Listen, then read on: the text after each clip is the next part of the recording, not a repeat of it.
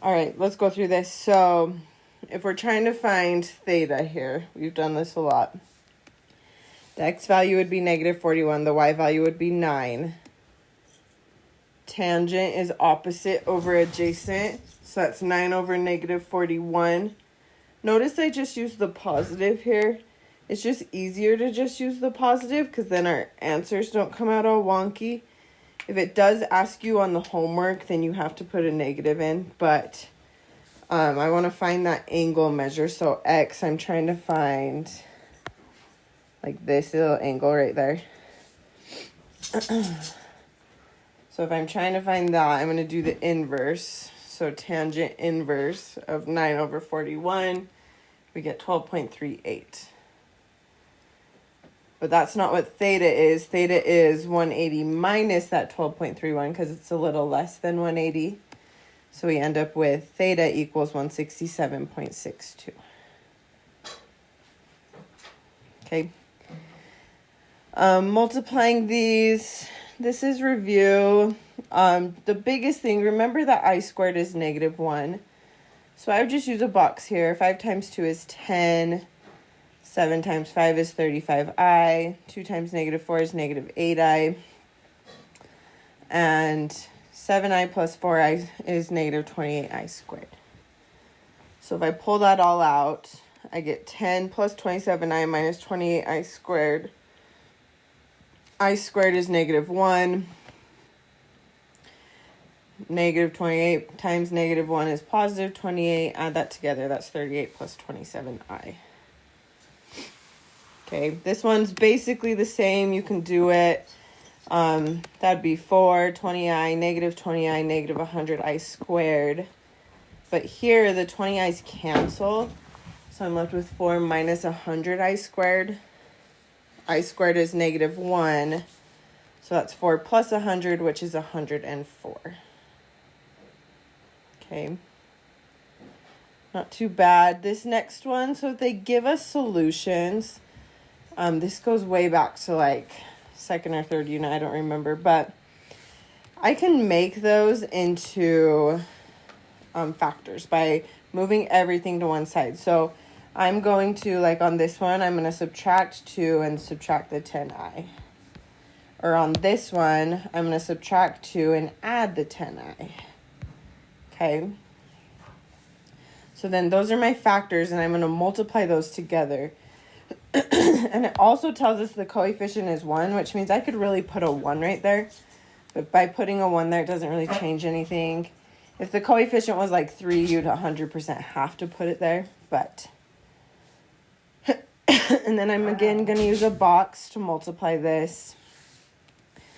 And you get that 10 or x squared, negative 2x, negative 10ix, negative 2x, 4, 20i, 10ix, negative 20i, and negative 100i squared. Sorry, excuse me. So then notice the 10ix and the negative 10ix cancel, and so do the 20i's. So then I can pull everything out of the box here. And I'm left with x squared, minus 4x plus 4 minus 100i squared.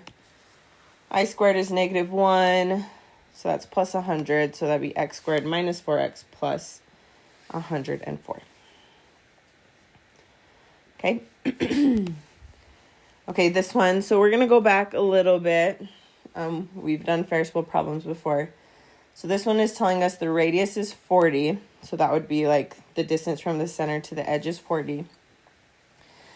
The center to the ground is 50 feet, so that distance there. And it makes 1 revolution counterclockwise every 18 seconds. So we want to know, we want to write an equation for this. So if we're like riding around this Ferris wheel, if I'm right here, I start right here. Let me use a different color. So if I start right here, I'm going to start right on the midline, and I'm going to go up, up, up, up, up, hit the midline again, and then go below the midline. And then that just like keeps repeating itself.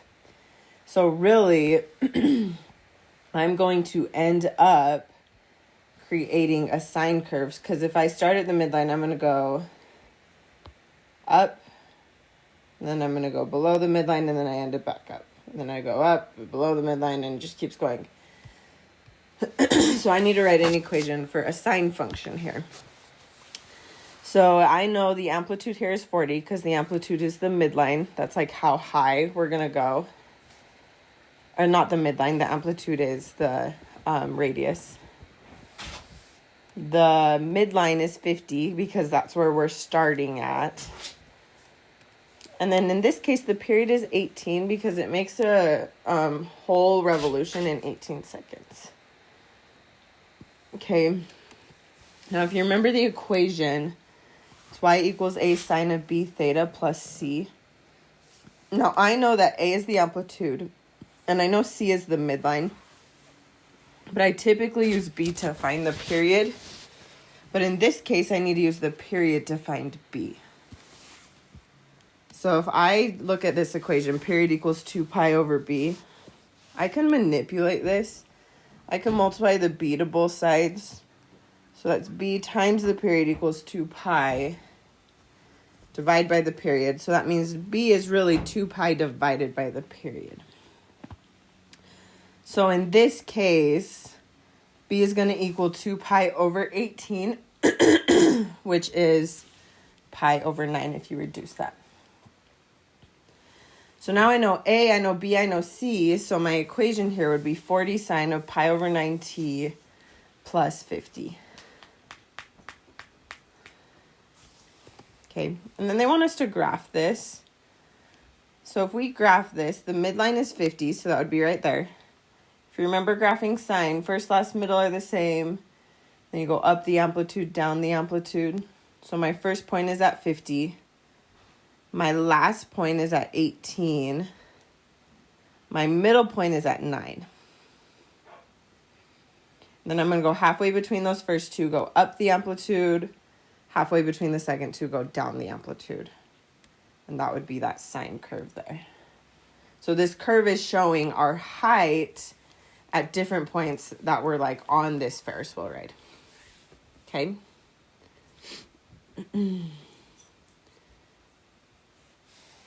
So then if it's asking at what time is the rider 70 feet above the ground, so we want to know at those 2 points, that's when the rider is exactly 70 feet above the ground. Where are those 2 points at? At what time? This is where we're just going to use the calculator. So let's pull up the calculator. And then I'm just going to clear all this out. Okay. So then let's go to y equals. Make sure you are in radian mode. So click mode and make sure it says radians. Whenever you're graphing, just be in radians. Then I'm going to put the equation in there. So 40 sine of pi over 9. T, I'm just going to use x. And then plus 50. And then I'm trying to figure out when they're 70 feet above the ground. So I'm also going to put the line of y equals 70 in there. Okay, and then I'm going to graph this. And your graph, depending on your window, might be different. But notice like nothing showed up here. It's because this is literally only showing like this little teeny part of the graph down here. So I need to go to my window and I need to change it. And look at, I'm just going to look at this scale. The smallest x value on my scale is -1. Or like on the graph over to the right over here. The biggest x value is 20. So I'm going to go from -1 to 20. Leave that one the same. And then the smallest y value is -10, so that one could have stayed. And the biggest y value is 100. So I'm just using the graph that was provided. Then I'm going to graph this. And then it gives me the graph that I'm looking for. So now I need to figure out those two intersection points. So I'm going to do second trace and then go to intersect. Then I'm going to move this over to as close as I can get to that point right there. And then push enter. It'll say second curve, push enter, guess, push enter again. So it'd be 1.570, which means that at 1.5 seconds, the rider is 70 feet above the ground. So that's one I would write down.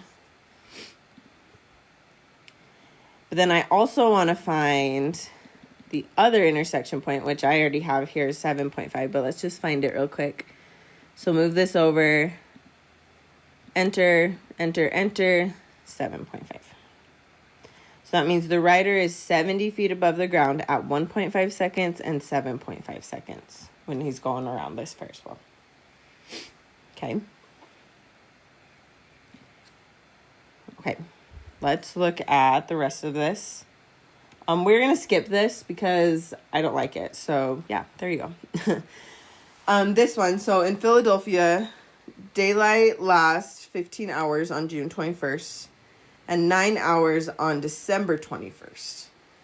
So the longest day of the year is June 21st. The shortest day of the year is December 21st. And using June 21st as a starting point, we want to write an equation for the length. So if June 21st is the starting point, we're starting at the longest day, and then we're going to end at the longest day also. So that means we're going to create a cosine wave here, because if we start at the longest day, that's when like sunlight's at its highest. 6 months later, it's at its lowest, and then 12 months later, we're back at our highest. So we're going to end up with a cosine curve here. So we need to figure out the amplitude. So if the high point here is 15, so the high point is 15, the low point is 9.